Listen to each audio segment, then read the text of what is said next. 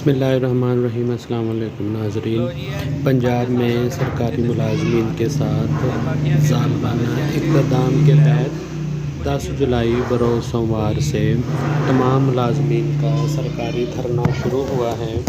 اس کے مین مقاصد ہیں تنخواہوں میں باقی صوبوں اور وفاق کی طرز پر 35% کا اضافہ کیا جائے اور پینشنر کی 5% کی بجائے 7.5% کیا جائے۔ اس کے علاوہ لیو انکیشمنٹ کے قانون میں ظالمانہ ترمیم ہوئی، جس کے خلاف سول سیکریٹریٹ لاہور کے سامنے سرکاری ملازمین کا دھرنا کامیابی سے جاری ہے۔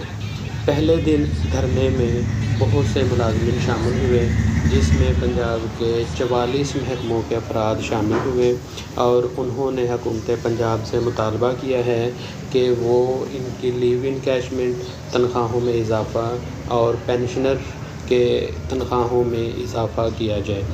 اس حوالے سے پہلے دن بہت سے رہنماؤں نے تقاریر کی، جس میں حکومت سے یہی مطالبہ کیا گیا ہے کہ پنجاب کے ملازمین کو وفاق اور دوسرے صوبوں کی طرز پر تنخواہوں میں اضافہ کیا جائے۔ اس دھرنے میں سرکاری ملازمین کے جمع کبیر نے شرکت کی اور یہ ثابت کیا کہ ملازمین جاگ رہے ہیں اور اپنے حق پر کسی کو ڈاکہ نہیں مارنے دیں گے۔ بے حس حکومت نے اس دھرنے کا مکمل میڈیا بلیک آؤٹ کیا ہوا ہے۔ اب سوشل میڈیا، فیس بک، ٹویٹر اور واٹس ایپ کے ذریعے اس دھرنے کی تصاویر اور ویڈیو کو زیادہ سے زیادہ شیئر کیا جائے۔